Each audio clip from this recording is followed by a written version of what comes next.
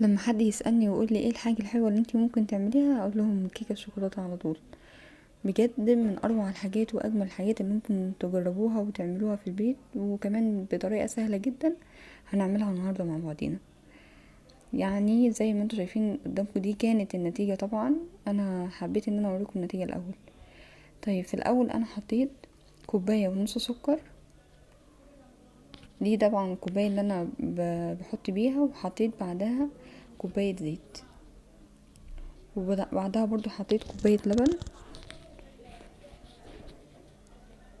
وحطيت بعدها تلت كوباية نشا، وبدأت اضربهم في الخلاط كويس عشان يندمجوا مع بعضيهم. وهحط بقى يعني في كوباية كده لوحدهم، ده هيكون الصوص الشوكولاتة اللي هوريكم هعمل بيه ايه بعد كده. طبعا انتوا هتحطوه في التلاجة. هنجيب بقى بيضتين وهنبدأ نكسرهم في الخلاط على باقي صوص الشوكولاتة اللي احنا كنا عاملينه.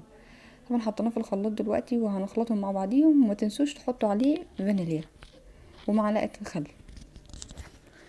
طبعا هنا انا جبت كوبايتين من الدقيق، وهبدأ انخلهم كويس زي ما انتوا شايفين قدامكم.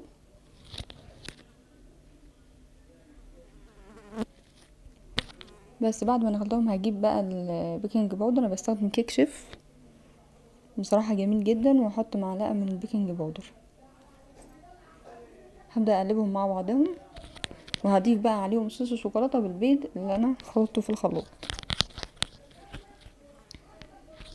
خلطتهم ضربة تاني، وهبدأ بقى انزل بقى صوص الشوكولاتة على الدقيق، واقلبهم كويس كده. قلبتهم كويس، وهجيب بقى الصينية بعد ما دهنتها سمنة، حبة سمنة يعني صغيرة كده.